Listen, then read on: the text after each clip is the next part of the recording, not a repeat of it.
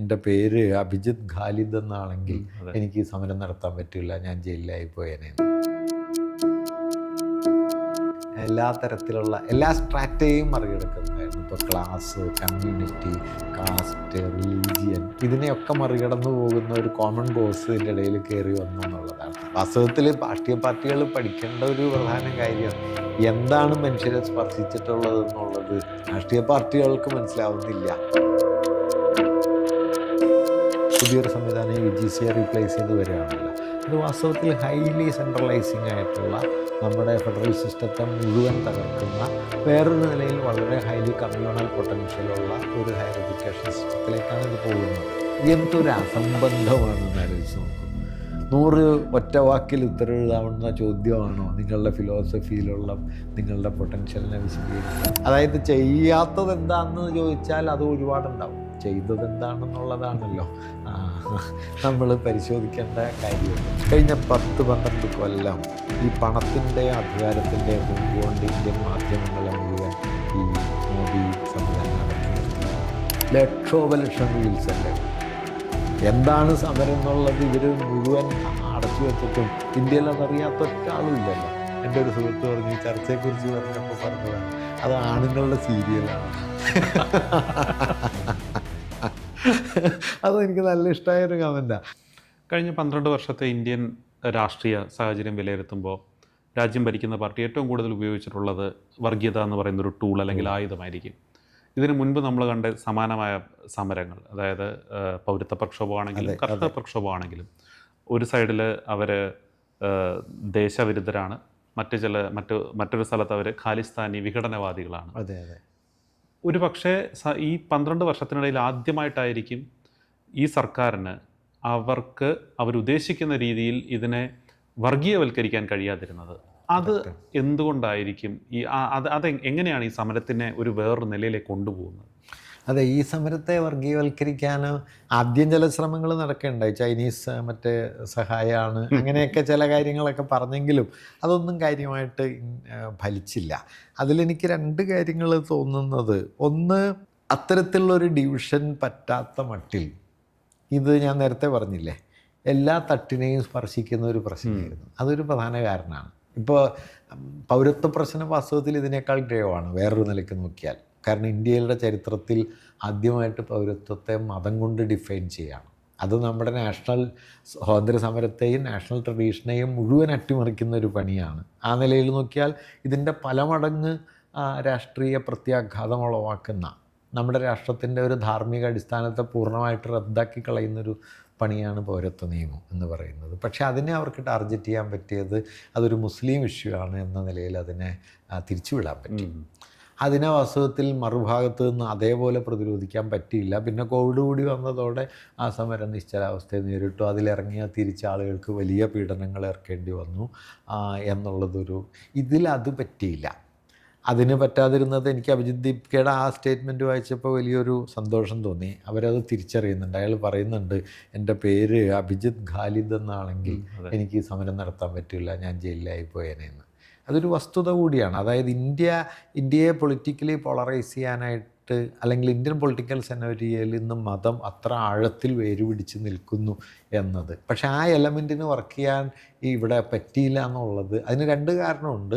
ഒന്ന്, ഞാൻ ഈ നേരത്തെ പറഞ്ഞ ഈ കോസ് എല്ലാ തരത്തിലുള്ള എല്ലാ സ്ട്രാറ്റയും മറികടക്കുന്നതായിരുന്നു. ഇപ്പോൾ ക്ലാസ്, കമ്മ്യൂണിറ്റി, കാസ്റ്റ്, റിലീജിയൻ, ഇതിനെയൊക്കെ മറികടന്നു പോകുന്ന ഒരു കോമൺ കോഴ്സ് ഇതിൻ്റെ ഇടയിൽ കയറി വന്നു എന്നുള്ളതാണ്. പിന്നെ മറ്റേ വിഭജന യുക്തിയെ ഒരു ആദ്യം മുതൽ തന്നെ പ്രതിരോധിക്കുകയും, പിന്നെ നമ്മൾ നേരത്തെ പറഞ്ഞ ഒരു വയലൻ്റായ ഒരു സമരമാർഗം അവർ ഉപയോഗിക്കാതിരിക്കുകയും, കുറച്ചൊക്കെ അതിനെ ഒരു പ്ലേഫുൾനെസ്സിലേക്ക് കൊണ്ടുവരികയും ചെയ്തു. ചിലപ്പോൾ നമുക്ക് കളിയാണോ കാര്യമാണോ എന്ന് തോന്നാത്ത മട്ടിൽ, ഇപ്പം മറ്റേ ഇവരുടെ ബാരിക്കേഡൊക്കെ എടുത്ത് ട്രോളിയാക്കി മാറ്റിയിട്ട് അതിൻ്റെ മുകളിൽ കയറി ഇരുന്ന് ഡാൻസ് ചെയ്യുക, അത് ഓടിച്ചു വിടുക എന്നൊക്കെ ഉള്ള മട്ടിലേക്ക് പാറ്റ്നയിലൊക്കെ അവർ വളരെ കൗതുകകരമായി ചെയ്തത്. അപ്പോൾ അത് വാസ്തവത്തിൽ അങ്ങനെ ഒരു ഷിഫ്റ്റിലേക്ക് പോകാതെ അതിനെ തടയാൻ അവർക്ക് കഴിഞ്ഞു എന്നുള്ളതാണ്. നമ്മളിപ്പോൾ ഈ CJPയുടെ ഒരു സമരത്തിനെ ജെൻസി പ്രക്ഷോഭം എന്നാണ് പൊതുവെ വിളിച്ചു വിലയിരുത്തപ്പെടുന്നത്. പക്ഷേ ഈ ജെൻസി പ്രക്ഷോഭത്തിൻ്റെ ഒരു 2 സ്റ്റെപ്പ് പിറകിലേക്ക് നമ്മൾ നോക്കിയാൽ ഇപ്പോൾ നമ്മൾ കാണുന്ന മറ്റ് ചില ഇമേജറീസ് ഉണ്ട്. അതായത് കേരളത്തിലുള്ളൊരു കുട്ടി അയാളുടെ അച്ഛനെയും അമ്മയെ വിളിച്ചിട്ട് അച്ഛാ ഞാൻ ഡൽഹിക്ക് പോവാണ്, എന്തിനാ മോനെ, സമരത്തിൽ പങ്കെടുക്കാൻ വേണ്ടിയിട്ടാണ്, സൂക്ഷിച്ച് പോയിട്ട് വരും. അതേപോലെ തന്നെ ഈ നാട്ടിലിരിക്കുന്ന വർക്ക് ചെയ്യുന്ന മിലേനിയൽസ് ആയിട്ടുള്ള അല്ലെങ്കിൽ ഒരു 40+ ഏജ് ഗ്രൂപ്പിലുള്ള ആളുകൾ അവർ ഇവിടുന്ന് എവിടേക്കോ വേണ്ടിയിട്ട് ജന്തർ മന്ദറിൽ ആർക്കൊക്കെയോ വേണ്ടിയിട്ട് ഭക്ഷണങ്ങൾ ഓർഡർ ചെയ്യുകയാണ്. അതെ അതെ. അപ്പോൾ ആ രീതിയിൽ മറ്റ് ജനറേഷൻസ് ഇത്തരത്തിൽ സക്സസ്ഫുൾ ആയിട്ടൊരു സമരത്തിൻ്റെ ഭാഗമാകാൻ കഴിയാതിരുന്ന ഒരു ജനറേഷൻ്റെ ഈ ഒരു സമരത്തിലെ ഇടപെടലിനെ സാർ എങ്ങനെയാണ് വിലയിരുത്തുന്നത്? അത് ഞാൻ തുടക്കത്തിൽ പറഞ്ഞ കാര്യമായിട്ട് ബന്ധപ്പെട്ടാണ്. കാരണം ഇത് ഇന്ത്യയിലെ ഒരു ധാർമ്മിക മനസാക്ഷിയെ സ്പർശിച്ച സമരമാണ്. വാസ്തവത്തിൽ സ്പർശിക്കേണ്ട പല സമരങ്ങളും ഉണ്ടായി. ഇപ്പം ഞാൻ നേരത്തെ പറഞ്ഞില്ല, 50 കോടി മനുഷ്യരുടെ എന്താ പറയുക, അസംഘടിത തൊഴിലാളികളുടെ സമരം ഇതിനേക്കാൾ ആഴത്തിൽ നമ്മളെ സ്പർശിക്കേണ്ടതാണ്. പക്ഷേ നമ്മളെ സ്പർശിച്ചില്ല. ഇത് പക്ഷേ ഏതോ നിലയിൽ എല്ലാ മനുഷ്യരെയും സ്പർശിച്ചു. അതുകൊണ്ട് ഇതിൻ്റെ ഭാഗമാവുക എന്നുള്ളത് നമ്മുടെ ഒരു നീതിബോധത്തിൻ്റെ ഒരു തലമാണ് എന്ന് ഈ സമരം നമ്മളെ ബോധ്യപ്പെടുത്തി. അതുകൊണ്ടാണ് ഞാൻ തുടക്കത്തിൽ പറഞ്ഞു, ഇത് ഇന്ത്യയിലെ ജനാധിപത്യത്തിൻ്റെയും ഇന്ത്യയിലെ പൊളിറ്റിക്കൽ മൊറാലിറ്റിയെക്കുറിച്ചുള്ള നമ്മുടെ കൺസേണിൻ്റെയും ഒരു വിജയമാണ്. അത് തിരിച്ചു കൊണ്ടുവരാൻ പറ്റി. നിങ്ങൾക്ക് സമരം ചെയ്ത് തോൽപ്പിക്കാൻ പറ്റും, നീതിബോധത്തിന് നിൽക്കാൻ പറ്റും എന്നൊരു പ്രത്യാശ അത് ഈ മനുഷ്യരിലുണ്ടാക്കി. അത് അതിൻ്റെ മറ്റ് വിശദാംശങ്ങളൊക്കെ നമുക്ക് മാറ്റിവെക്കാമെന്നാണ് ഞാൻ കരുതുന്നത്. അങ്ങനെയാണോ വേണ്ടത്, എല്ലാത്തിലും ഇങ്ങനെ ഉണ്ടായോ എന്നൊക്കെയുള്ള ചോദ്യങ്ങൾ ചിലപ്പോൾ ചോദിക്കാൻ പറ്റും. പക്ഷെ അങ്ങനെ ഉണ്ടായി എന്നുള്ളത് പ്രധാനപ്പെട്ട കാര്യമാണ്. ജെൻസി എന്ന് പറയുമ്പോഴും വാസ്തവത്തിൽ അതൊരു ജെൻസി ആയിരുന്നില്ല, അതൊരു പാൻ ഇന്ത്യൻ ആയ ഒരു സമരമായിരുന്നു. 10-80 ഇപ്പോൾ അവിടെ കടന്നുറങ്ങുന്ന കുട്ടികളെ ചൂട് കാലത്തായതുകൊണ്ട് വീശി കൊടുക്കുന്നത് 70-75 വയസ്സുള്ളൊരു വൃദ്ധനാണ്. അയാൾക്ക് വേറെ മുദ്രാവാക്യം വിളിക്കാൻ പറ്റില്ല, അയാൾക്ക് വേറെ ഒന്നും ചെയ്യാൻ പറ്റില്ല. അയാൾ ഈ കുഞ്ഞുങ്ങൾ ഉറങ്ങിക്കിടക്കുന്ന സ്ഥലത്ത് ചെന്നിട്ട് അയാളിതിങ്ങനെ വീശി കൊടുക്കുന്നു. ഞാൻ പറയണത് അങ്ങനെ എല്ലാ മനുഷ്യർക്കും കൂടിയിണങ്ങി നിൽക്കാൻ പറ്റുന്ന ഒരു സമരമുഖം ഉണ്ടായി എന്നുള്ളത് അത് ബോധപൂർവ്വം ഉണ്ടായതൊന്നുമല്ല, ഓർഗാനിക്കലി ഇവോൾവ് ചെയ്ത് വന്നതാണ്. പക്ഷെ അത് പ്രധാനപ്പെട്ട കാര്യമാണ്. നിങ്ങൾ ഏറ്റവും വൃദ്ധനായ ഒരാളാകുമ്പോഴും നിങ്ങൾ ചെയ്യുന്നു. ചില കുട്ടികൾ ഇപ്പോൾ അവിടുത്തെ ചപ്പും ചവറുമൊക്കെ വാരി വൃത്തിയാക്കുന്നു. അങ്ങനെ എന്ത് ചെയ്ത് നിങ്ങൾക്ക് സമരത്തിൻ്റെ ഭാഗമാകാം, അതൊരു വലിയ ഭാവനയാണ്. ഇപ്പോൾ ഗാന്ധിയുടെ സമരത്തിനെക്കുറിച്ച് പറയുമ്പോൾ അങ്ങനെ പറയും, നിങ്ങൾ വീട്ടിലിരുന്ന് ചർക്കയിൽ വെറുതെ നൂലുവിട്ട് കഴിഞ്ഞ് കഴിഞ്ഞാൽ you are fighting against the British empire. അത് ചെറിയൊരു കാര്യമല്ല. കാരണം നിങ്ങൾ റോട്ടിലിറങ്ങുന്നില്ല, നിങ്ങൾ അടിയേറ്റു വാങ്ങുന്നില്ല, മുദ്രാവാക്യം വിളിക്കുന്നില്ല, ജാഥയിൽ പോകുന്നില്ല, പക്ഷേ നിങ്ങൾ ഫൈറ്റ് ചെയ്യുന്നൊരു ഫീലിംഗ് നിങ്ങൾക്ക് ഉണ്ടാക്കുന്നു. അല്ലെങ്കിൽ വെറുതെ ഈ ഉപ്പ് കുറുക്കുന്നു, ഇന്ന വസ്ത്രം മാത്രം ധരിക്കുന്നു, അങ്ങനെ വെറുതെ ഇരിക്കുമ്പോൾ പോലും നിങ്ങൾ സമരത്തിലാണെന്ന് നിങ്ങൾക്ക് തോന്നുന്നു. അത് സമരത്തിൻ്റെ വലിയൊരു വിജയമാണ്. കാരണം മുഴുവൻ മനുഷ്യർക്കും ഏതെങ്കിലും നിലയിൽ എൻഗേജ് ചെയ്യാൻ പറ്റുന്നു, മുഴുവൻ മനുഷ്യരും ഇൻവോൾവ്ഡ് ആവുന്നു. നമ്മുടെ സമര രീതികൾക്കുള്ളൊരു കുഴപ്പം എന്താണെന്ന് വെച്ച് കഴിഞ്ഞാൽ അതിനൊരു ഫിക്സഡ് പാറ്റേൺ ഉണ്ട്. നിങ്ങൾ ജാഥയ്ക്ക് ചെല്ലണം, നിങ്ങൾ ധർണയിരിക്കണം, മുദ്രാവാക്യം വിളിക്കണം. അപ്പോൾ ഇതെല്ലാ മനുഷ്യർക്കും പറ്റൂലല്ലോ. അപ്പോൾ അവർക്ക് മാനസികമായിട്ട് ഇതിനോട് സിമ്പതി ഒക്കെ ഉണ്ട്, ഇതിനോട് ചേരണമെന്നുണ്ട്, പക്ഷേ വഴിയില്ല. ഈ സമരത്തിൻ്റെ ഒരു ഗുണമെന്ന് വെച്ചാൽ അതിന് ഒരുപാട് വഴിയുണ്ടായി. പിന്നെ മനുഷ്യർ സ്വാഭാവികമായിട്ടും ചെയ്തു. അതാണ് ഇവിടെ ഇരുന്ന് മറ്റേ സ്വിഗ്ഗി ഓർഡർ ചെയ്തിട്ട് അവിടെ ഫുഡ് അയച്ചു കൊടുക്കുന്നതും അങ്ങനെയുള്ള നിരവധി വഴികൾ. അതാണ് ഞാൻ പറഞ്ഞത്, പൊളിറ്റിക്കൽ പ്രാക്ടീസിൻ്റെ ഇതുവരെയുള്ള നമ്മുടെ ഫ്രെയിം വർക്കിനെ ഒന്ന് റീഇമാജിൻ ചെയ്യാനായിട്ട് ഇത് വഴിവെച്ചു എന്നുള്ളത് അതിൻ്റെ പോസിറ്റീവായിട്ടുള്ള ലോങ് ടൈം ഇമ്പാക്റ്റിൽ അതുണ്ടാവുമെന്നാണ് ഞാൻ കരുതുന്നത്. അതേസമയം തന്നെ മറ്റു തരത്തിൽ ഇപ്പോൾ എല്ലാ മനുഷ്യരെയും കൂട്ടിയിണക്കുന്ന ഒരു സമര സന്ദർഭം അതുണ്ടാക്കി. അത് ആ വിഷയത്തിൻ്റെ സ്വഭാവം കൊണ്ട് കൂടിയാണ് കേട്ടോ. ആ വിഷയത്തിന് അങ്ങനെ ഒരു വ്യാപ്തി ഞാൻ നേരത്തെ പറഞ്ഞല്ലോ. കാരണം ഏറ്റവും ലോവർ മിഡിൽ ക്ലാസ്സിലുള്ള മനുഷ്യർ മുതൽ എല്ലാ തട്ടിലുള്ളവർക്കും ഇതൊരു കൺസേൺ ആയിരുന്നു. അവരുടെ കുഞ്ഞ് പരീക്ഷ എഴുതുന്നല്ലോ, ആ പരീക്ഷ കൃത്യമായിട്ട് നടക്കുന്നില്ല, അത് മുഴുവൻ തട്ടിപ്പാണ് എന്ന് വന്നു കഴിഞ്ഞാൽ അത് ഇന്ത്യയിലെ മുഴുവൻ മനുഷ്യരെ അഫക്റ്റ് ചെയ്യും. അപ്പോൾ ആ സ്ലോഗൻ്റെ ഒരു പ്രാധാന്യമുണ്ട്. പിന്നെ ഈ പറഞ്ഞതുപോലെ പിന്നെ ഈ സമരം വിജയിച്ചു എന്ന് പറയുമ്പോൾ നമ്മൾ ഓർക്കേണ്ട ഒരു കാര്യം, കഴിഞ്ഞ 12 വർഷം പരാജയപ്പെട്ട സമരങ്ങളുടെ ബലം കൂടി ഇതിൻ്റെ പുറകിലുണ്ട്. കാരണം പരാജയപ്പെട്ട സമരങ്ങളൊന്നും അങ്ങനെ വെറും പരാജയമല്ല, അതൊരു സ്പിരിറ്റ് മനുഷ്യർക്കിടയിൽ കൊടുത്തിട്ടുണ്ട്. അതിപ്പോൾ കർഷക സമരം ഉണ്ടായിട്ടുണ്ട്, പൗരത്വ സമരം ഉണ്ടായിട്ടുണ്ട്, അല്ലെങ്കിൽ JNUവിലെ പഴയ സമരം ഉണ്ടായിട്ടുണ്ട്. അങ്ങനെ എത്രയോ സമരങ്ങളിലൊരു പരമ്പര നമ്മൾ കാണുന്നു. ഖാലിദ് ജയിലിൽ കിടക്കുകയാണ്, എത്രയോ പേര് ജയിലിൽ കിടക്കുകയാണ്. അപ്പോൾ അതെല്ലാം മനുഷ്യരെ ഏതോ നിലയിൽ അലോസരപ്പെടുത്തിയിട്ടുണ്ട് മനുഷ്യർക്ക്. പക്ഷേ അതിനെ ഇതുപോലെ ഒരു മാസീവായിട്ടുള്ള ഒരു പൊട്ടിത്തെറിയിലേക്ക് എത്തിക്കാൻ പറ്റിയില്ല എന്നേ ഉള്ളൂ. ബട്ട് ഇറ്റ് ഈസ് ദെയർ, അതിൻ്റെ സ്പിരിറ്റ് അവിടെയുണ്ട്. അപ്പോൾ ആ സ്പിരിറ്റിനെ കൂടി ഉണർത്തിവിടാനായിട്ട് ഈ സമരത്തിന് പറ്റി. അതുകൂടി ചേർന്നതാണ് ഈ സമരത്തിൻ്റെ അന്തിമ വിജയം എന്നാണ് ഞാൻ കരുതുന്നത്. അതല്ലാതെ നമ്മൾ ഒറ്റ സമരമാണ് എന്ന നിലയിൽ കണ്ടാൽ അതും ഒരു ശരിയാവില്ല എന്ന് എനിക്ക് തോന്നുന്നത്. ഇതിൻ്റെ പിന്നാമ്പുറത്തുള്ള പരാജയപ്പെട്ട മനുഷ്യരുടെ ഒരുപാട് കണ്ണുനീരും കൂടി വാസ്തവത്തിൽ ഈ വിജയത്തിലുണ്ട്. അതുകൂടി നമ്മൾ അക്കൗണ്ടിൽ എടുക്കണം, അല്ലെങ്കിൽ അതൊരു എന്താ പറയുക നീതിയാവില്ല എന്നാണ്. ഇപ്പോൾ ഈ സമരത്തിന് ശേഷം, സമരത്തിൻ്റെ വിജയത്തിന് ശേഷം ഏറ്റവും കൂടുതൽ വിമർശിക്കപ്പെടുന്ന ഒരുപക്ഷെ രാജ്യത്തെ പ്രധാനപ്പെട്ട പ്രതിപക്ഷ പാർട്ടികളാണ്, അല്ലെങ്കിൽ കോൺഗ്രസ് അടക്കമുള്ള ഏറ്റവും പ്രധാനപ്പെട്ട പ്രതിപക്ഷ പാർട്ടിയാണ്. ഇതിനെ രണ്ട് രീതിയിലാണ് പൊതുവെ വിലയിരുത്തപ്പെടുന്നത്. ഒന്ന്, വേണ്ട രീതിയിൽ ഈ സമരത്തിനൊരു പിന്തുണ നൽകാൻ ശ്രമിച്ചില്ല എന്നും, രണ്ടാമത് ഈ സമരത്തിൻ്റെ വിജയത്തിന് ശേഷം അതിൻ്റെ ക്രെഡിറ്റ് എടുക്കാൻ ശ്രമിക്കുന്നു എന്നുമാണ്. അതേസമയം CJP അടക്കമുള്ള പാർട്ടികൾ ഔദ്യോഗികമായിട്ട് തന്നെ നന്ദി അറിയിച്ചത് ഇതിൽ പേരെടുത്ത് പറഞ്ഞിരിക്കുന്ന SFIയും ASFും അടക്കമുള്ള ഇടതുപക്ഷ യുവജന സംഘടനകളെയാണ്. ഇത് ഇന്ത്യയുടെ ദേശീയ രാഷ്ട്രീയത്തിൽ പ്രതിപക്ഷ കക്ഷികൾക്കിടയിൽ ഉണ്ടാക്കാവുന്ന ഇമ്പാക്റ്റ് എന്താണ്? ഇപ്പോൾ SFIയുടെയും ASFിൻ്റെയൊക്കെ അവർ പറഞ്ഞില്ലെങ്കിലും ഐസയുടെയും ഞാൻ കരുതുന്നത് അവരുടെ 3 പേരുടെയും ഇതിനകത്തുള്ളൊരു പ്രസൻസിൻ്റെ ഫലം എന്താണെന്ന് വെച്ച് കഴിഞ്ഞാൽ, ദീർഘകാലത്തെ ഒരു സംഘടനാ പ്രവർത്തനത്തിൻ്റെ ഒരു ബലമുള്ളവരാണല്ലോ ഇവർ. ഒരു ഗ്രൗണ്ടിൽ ഒരു മൊമെൻറ്റിൽ ഗ്രൗണ്ടിൽ എന്ത് ചെയ്യണം എന്നുള്ളത് അവർക്കറിയാം. അതൊരു പക്ഷേ CJPക്കാരേക്കാൾ വളരെ കൂടുതൽ ഇവർക്കറിയാം. എങ്ങനെ ഓർഗനൈസ് ചെയ്യണം, എങ്ങനെ ഇത് മുമ്പോട്ട് കൊണ്ടുപോകണം, എങ്ങനെയാണ് ആ മൊമെൻറ്റ് ക്യാപ്ചർ ചെയ്യേണ്ടതെന്നുള്ളതിൻ്റെ പ്രായോഗികമായ ഒരു രീതി വാസ്തവത്തിൽ ഇവർക്ക് പരിചയം ഉണ്ടാവും. ഞാൻ കരുതുന്നത് അതും ഈ സമരത്തിൽ ഉപയോഗപ്പെട്ടിട്ടുണ്ടാവും. കാരണം ഒരാൾക്കൂട്ടം മാത്രമായിട്ട് അവസാനിക്കാതെ അതിനെ വളരെ സൂക്ഷ്മമായിട്ട് മെറ്റിക്കുലസായിട്ട് പ്ലാൻ ചെയ്ത് പോകുന്നതിൽ ഇത്തരത്തിലുള്ളൊരു പശ്ചാത്തലജ്ഞാനത്തിന് പങ്കുണ്ട്. അത് പുറമേ അത്ര വിസിബിൾ ആവണമെന്നില്ല. അതുകൊണ്ടുകൂടിയായിരിക്കും അവരതിനോട് നന്ദി പറയാനായിട്ട് ശ്രമിച്ചത്. SFI ഉണ്ട്, ASF ഉണ്ട്, നിശ്ചയമായിട്ടും ഐസയും ആ സമരത്തിൽ ഒരു ഓർഗനൈസേഷണൽ ഫ്രെയിംവർക്കുള്ള കൂട്ടായ്മകളാണല്ലോ. പിന്നെ ഈ പറഞ്ഞ പോലെ ഇപ്പോൾ കോൺഗ്രസ് ഒരു ഘട്ടം കഴിഞ്ഞിട്ടാണ് അതിനോട് എൻഗേജ് ചെയ്യാനായിട്ട് ശ്രമിച്ചത്. ആദ്യഘട്ടത്തിൽ അവർ സംശയാലുക്കളായിരുന്നു തോന്നുന്നു. ആം ആദ്മി പോലെ ഇത് തങ്ങളുടെ കയ്യിൽ നിൽക്കാത്ത ഒന്നായിട്ട് മാറുമോ എന്നവർക്ക് സംശയം ഉണ്ടായിട്ടുണ്ടാവാം. മറ്റു പാർട്ടികളൊക്കെ ഓൾമോസ്റ്റ് അതിനോട് പല നിലയിൽ പല രൂപത്തിലാണെങ്കിലും ഫ്രം ദ വെരി ബിഗിനിങ് ഇപ്പോൾ ലെഫ്റ്റ് മൂവ്മെൻ്റൊക്കെ അതിനോട് തുടക്കം മുതലേ സഹകരിച്ച് പോരുകയാണ് ചെയ്തത്. പിന്നെ അതിൽ ഈ പാർട്ടികൾ ചെയ്ത ഒരു പ്രധാനപ്പെട്ട കാര്യം എനിക്ക് തോന്നിയത് അതിൻ്റെ ഒരു ടോട്ടൽ ടേക്ക് ഓവറിന് ആരും ശ്രമിച്ചില്ല എന്നുള്ളത് കൂടിയാണ്. അത് പ്രധാനപ്പെട്ട ഒരു കാര്യമാണ്. അങ്ങനെ ഒരു ടേക്ക് ഓവർ ഉണ്ടായിരുന്നെങ്കിൽ അത് അപ്പോഴേ തന്നെ പൊളിഞ്ഞു പോയേനെ. അത് ഇല്ലാതെ ആ ഇമ്മീഡിയറ്റ് സ്ലോഗൻസ് പൂർത്തിയാവണവരെങ്കിലും അവർക്ക് അത്തരമൊരു വൈരുദ്ധ്യത്തിൽ പെടാതെ മൂവ്മെൻറ്റിനെ കൊണ്ടുപോകാൻ പറ്റി എന്നത് ഒരു കാര്യമാണ്. മറ്റു നിലയിൽ ഞാൻ പറഞ്ഞാൽ ഇപ്പോൾ പിന്തുണച്ചില്ല എന്ന വിമർശനത്തിൽ ചില വസ്തുതയൊക്കെ ഉണ്ട്.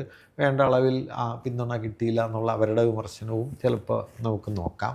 പക്ഷേ മറുഭാഗത്ത് ഇത് ആരാലും ഏറ്റെടുക്കപ്പെടാത്ത ഒന്നായിട്ട് നിലനിന്നു എന്നുള്ളത് ആ നിലയിൽ അതിനൊരു പ്രാധാന്യം ഉണ്ടെന്നാണ് ഞാൻ കരുതുന്നത്. കാരണം അങ്ങനെ ഒരു ഏറ്റെടുക്കൽ വന്നിരുന്നെങ്കിൽ നമ്മൾ നേരത്തെ പറഞ്ഞ പോലെ അതിൻ്റെ മാത്രമല്ല BJPക്ക് ഇത് ഹാൻഡിൽ ചെയ്യാൻ കുറച്ചുകൂടി എളുപ്പമായേനെ. അപ്പോൾ ഇതിനെ എന്താ പറയുക, ഒരു ഭാഗത്തേക്ക് ബ്രാൻഡ് ചെയ്ത് ഒതുക്കാൻ പറ്റുമായിരുന്നു. ഇതിപ്പോൾ സാർവത്രിക സ്വഭാവത അവസാനം വരെ നിലനിർത്തി. അപ്പോൾ അതിൻ്റേതായ പരിമിതികളും ഈ പറഞ്ഞതിൻ്റെ മെച്ചമുണ്ടെന്നുള്ളതാണ്. പിന്നെ രാഷ്ട്രീയ പാർട്ടികളെ സംബന്ധിച്ച് നോക്കിയാൽ ഇങ്ങനെ ഒരു ഇഷ്യൂ ഇവിടെ നിലനിൽക്കുന്നുണ്ട് എന്ന് തിരിച്ചറിയാനായിട്ട് രാഷ്ട്രീയ പാർട്ടികൾക്ക് പറ്റിയില്ലല്ലോ. ഇപ്പോൾ ഈ പ്രശ്നം തുടങ്ങിയിട്ട് കുറേ ആയല്ലോ. അത് നമ്മുടെ മുമ്പിൽ ഇങ്ങനെ നടക്കുന്നുണ്ട്, കുട്ടികൾ ആത്മഹത്യ ചെയ്യുന്നുണ്ട്.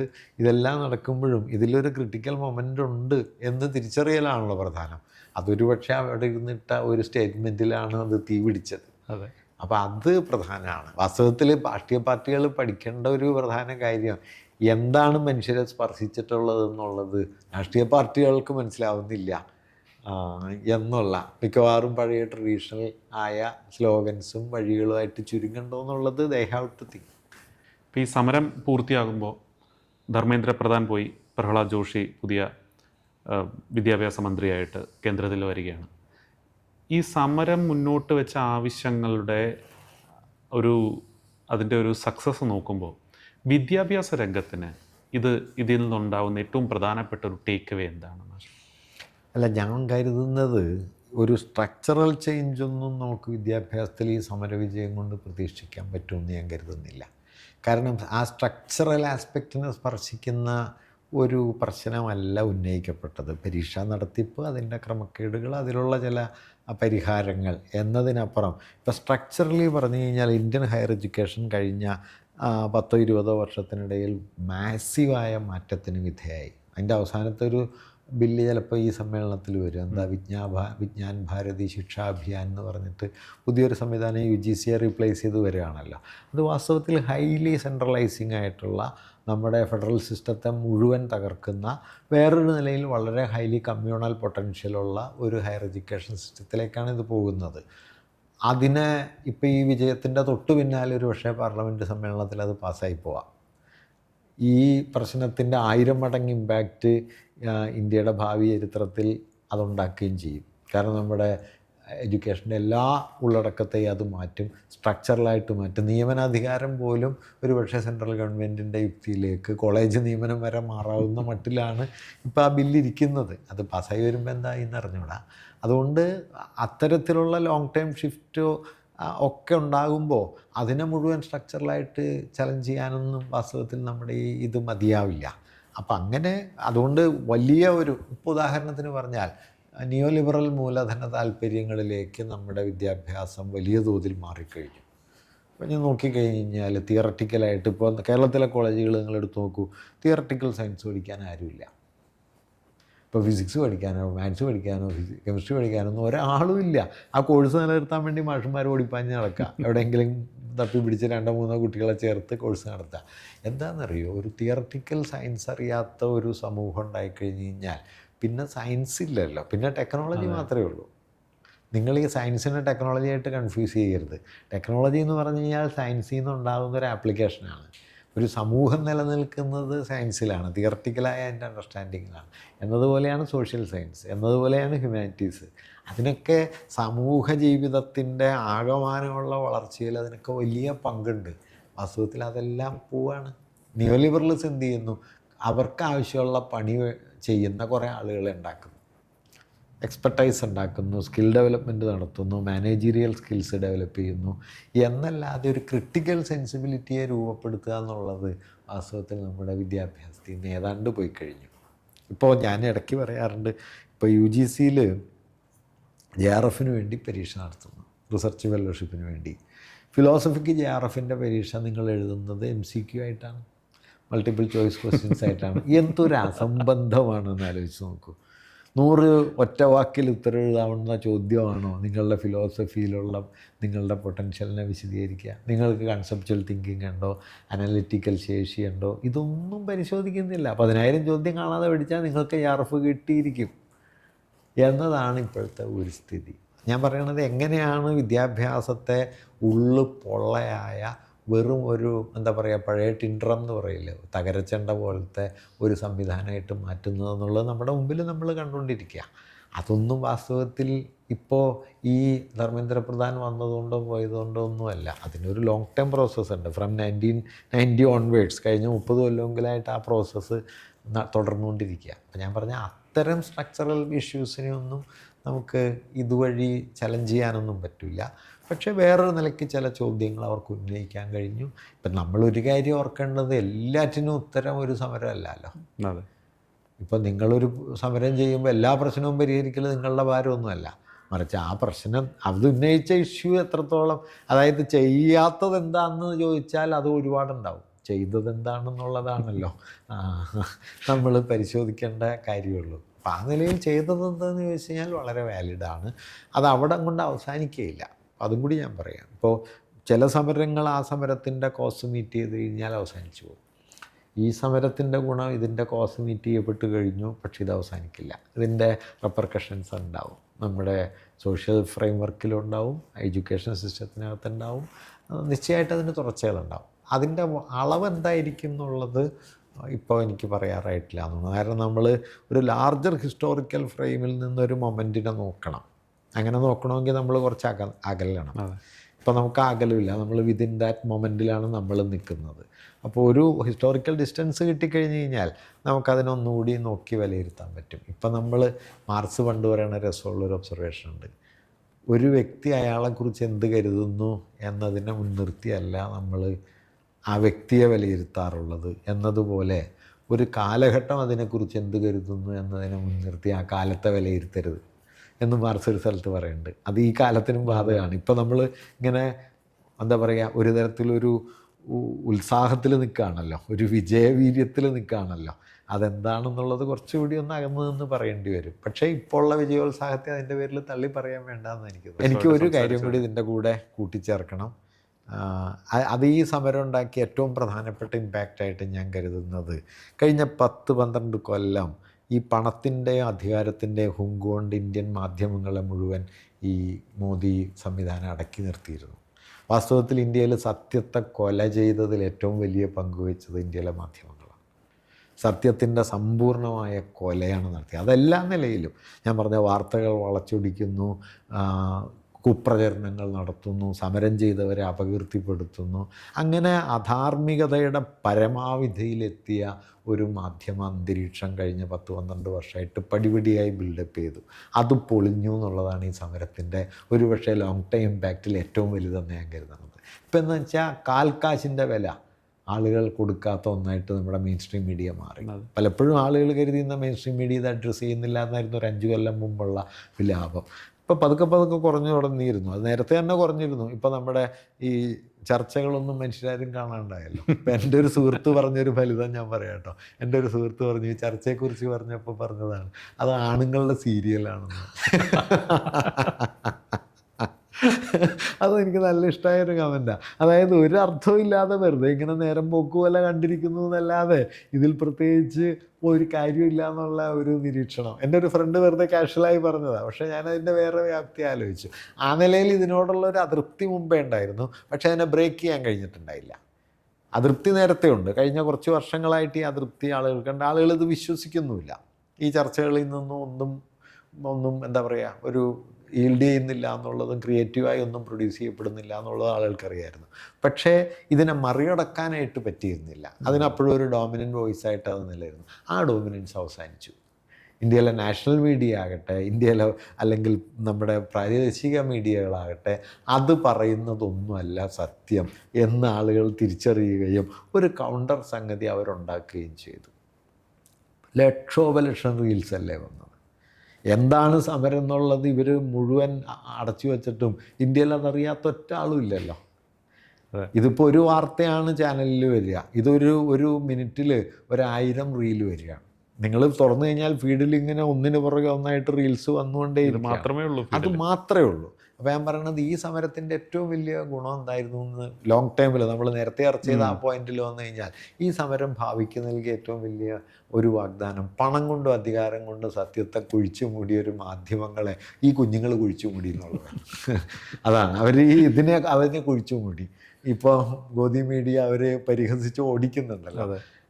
അത് ഇതിൻ്റെ ഏറ്റവും വലിയൊരു കാര്യമാണ്. ഒരുപക്ഷെ എനിക്ക് തോന്നുന്നത് ഈ സമരത്തിൻ്റെ വിജയത്തിൻ്റെ ലാർജർ ഇമ്പാക്റ്റിൽ മാധ്യമങ്ങൾക്ക് സ്വയം ചിന്തിക്കേണ്ടി വരും. ഈ കങ്കാണിപ്പണി കൊണ്ട് ഇനി എത്ര കാലം ജീവിക്കാൻ പറ്റും എന്നത് ഞാൻ ആ വാക്ക് തന്നെ ഉപയോഗിക്കാൻ ആഗ്രഹിക്കുകയാണ്. ഈ എന്താ പറയുക, വർഗീയവാദിക്കും മോഡിക്ക് വേണ്ടിയുള്ള ഈ കങ്കാണിപ്പണി കൊണ്ട് എത്ര കാലം ഇനി നിൽക്കാൻ പറ്റും എന്ന് അവർക്കൊരു ആത്മപരിശോധന നടത്തേണ്ടി വരും. ഒരുപക്ഷെ അത് ഈ സമരത്തിൻ്റെ ഏറ്റവും വലിയ പോസിറ്റീവായൊരു ഫലങ്ങളിലൊന്നായിട്ട് കൂടി ഞാൻ കാണുന്നുണ്ട്. എന്തു പറഞ്ഞാലും നമ്മൾ ഈ തലമുറയോട്, ഈ കുട്ടികളോട് നമുക്കൊരു കടപ്പാടുണ്ടെന്നാണ് എനിക്ക് തോന്നുന്നത്. കാരണം എൻ്റെ ഇപ്പോൾ 10-68 വയസ്സായി ജീവിക്കുന്നു.